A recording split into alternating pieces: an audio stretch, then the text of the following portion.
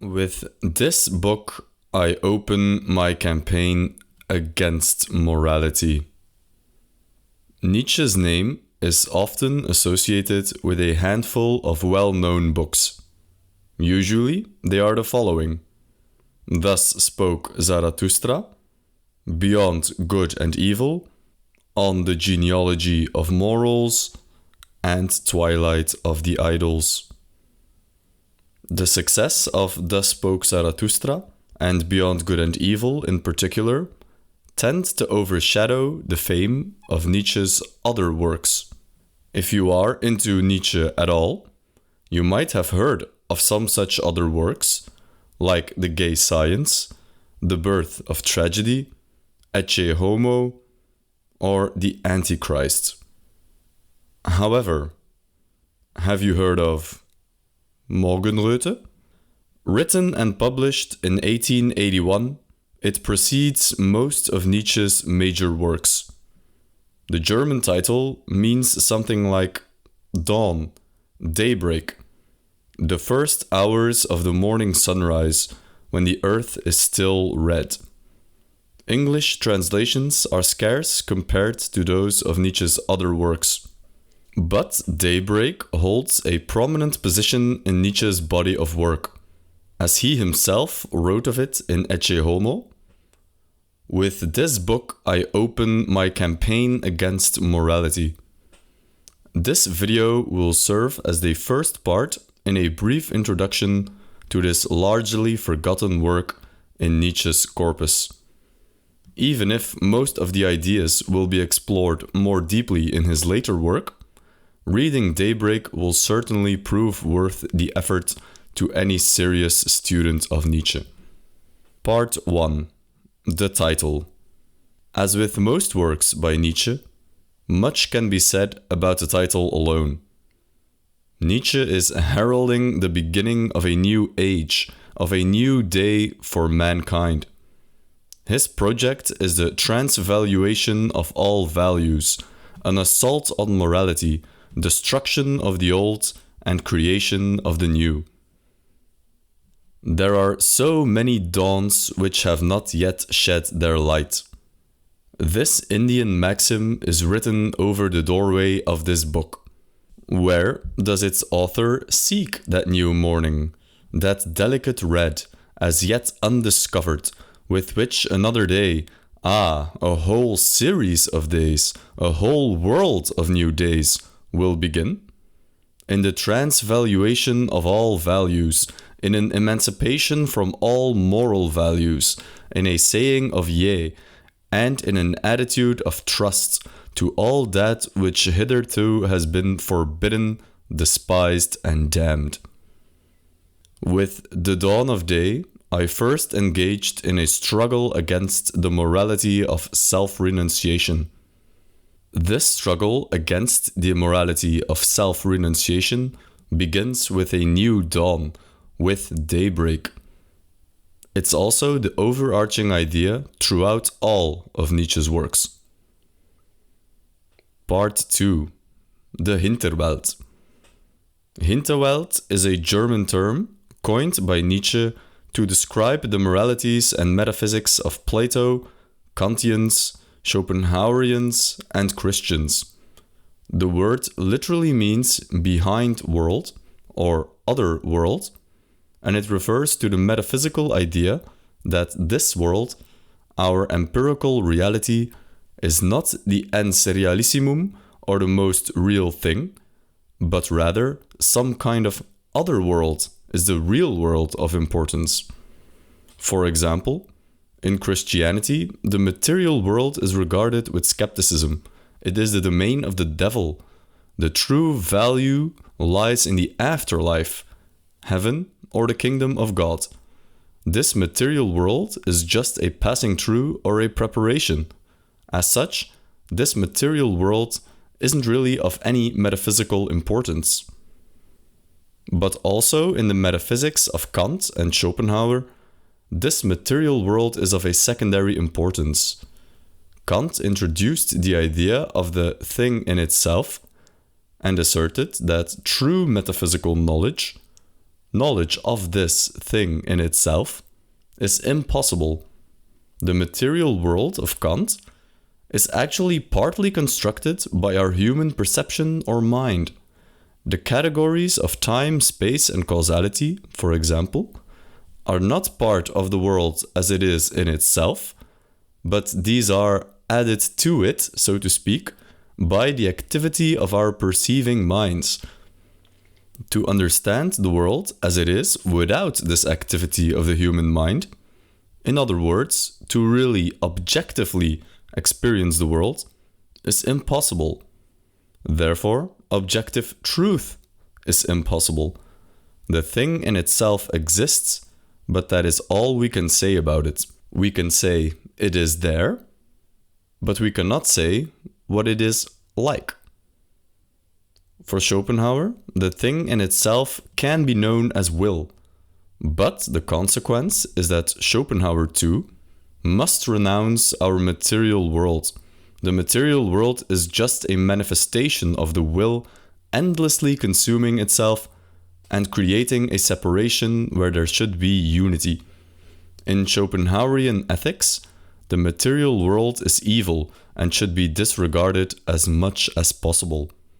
If this is a bit too much, we have done an entire in-depth video series on Schopenhauer in which we also touched upon Kantian metaphysics.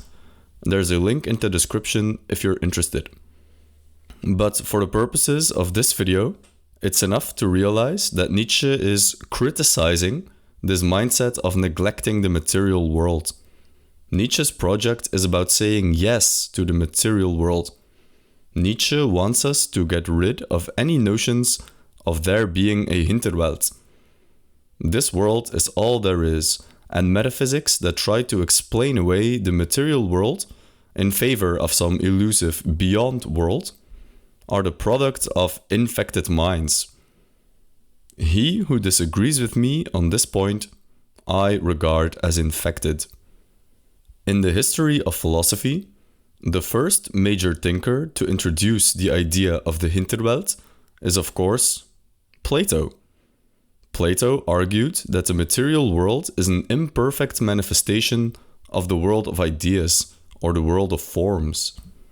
In one way or another, the entire project of Western philosophy has been the project of chasing this Hinterwelt of ideas.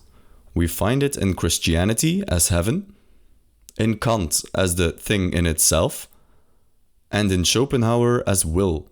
In this way, we can interpret Whitehead's famous quotation: "The safest general characterization of the European philosophical tradition is that it consists of a series of footnotes to Plato." In Nietzsche's Daybreak, then, it's no surprise to find as a major theme Nietzsche's appreciation of the Sophists and PreSocratics of ancient Greece, those philosophers who came before Plato introduced the Hinterwelt and infected philosophy. Part 3. The Sophists and PreSocratics. Nietzsche was trained as a philologist, not so much as a philosopher per se, and in Daybreak, his love for the ancient Greek culture is very apparent. This culture, which has in its poet Sophocles, its statesman in Pericles, its doctor in Hippocrates, its natural philosopher in Democritus. This culture which deserves to be called by the name of its teachers, the Sophists. Nietzsche prizes the empiricism of the PreSocratics as opposed to the idealism of Plato, and in this way, this conflict between idealism and empiricism is the major battleground of Western philosophy. The Sophists, or PreSocratics, were not afraid of the material world. They did not seek to negate it with a complicated metaphysics of the Hinterwelt. What you see is what you get. What you see is what you get is emphatically not the case with Plato and Schopenhauer. Both of their philosophies seek to show us the way to the essence of reality, to the Hinterwelt. However, as Nietzsche writes of Plato and Schopenhauer in section 447, that to which they wish to point out the way to us does not exist. The PreSocratics are characterized by their search for the arche of reality. Arche is a Greek term meaning beginning, principle, origin, or source. We find it still today, for example, in the word architecture, or even monarchy, where arche is meant to be rule or ruler. The arche is the underlying principle of reality, the building block of reality or being in itself. Thales of Miletus, considered the father of philosophy, famously thought that all things were water. Heraclitus believed fire was the underlying principle. Anaximenes thought air was the fundamental building block of reality. And finally, Democritus proposed the first theory of the atom as the true arche of the universe. What these PreSocratics have in common is that in their quest for the fundamental substrate of reality, each comes up with an answer that is ultimately material in nature. They did not seek refuge in a Hinterwelt, in a world beyond the world of us. Contrast this to Plato's world of forms, which is inaccessible to us mortals. The focal point of reality is not this material world, but another one. This, for Nietzsche, was the source of all trouble and the beginning of the decline of Western philosophy. It was thus that Plato fled from actuality and wished to contemplate things only in their pale mental concepts. He was full of sensitiveness and knew how easily the waves of this sensitiveness would drown his reason. Must the sage therefore say, "I will honor reality, but I will at the same time turn my back to it because I know and dread it"? If you watched our videos on Beyond Good and Evil, you already know what Nietzsche is doing here. He is criticizing a philosopher, not for his ideas as such, but he seeks to explore how certain personality types inevitably lead to certain kinds of philosophies. In this case, Plato's overabundance of sensitiveness leads to his creation of a metaphysics completely devoid of sensitiveness and full of sterile mental images instead. Up until this point, Nietzsche's project has been one of destruction. The Hinterwelt is to be destroyed. This is the first step in his campaign against morality. But what is the alternative? After the destruction of the Hinterwelt, what should take its place? Nietzsche's struggle against morality will continue in the next part of this series. If you want to be notified when they are released, please consider subscribing and hitting the bell button. And if you know someone who is interested in Nietzsche, but who has probably never even heard of this book, share this video with them. It helps out the channel a great deal. With that said, we'll see you in part 2. Thank you for watching.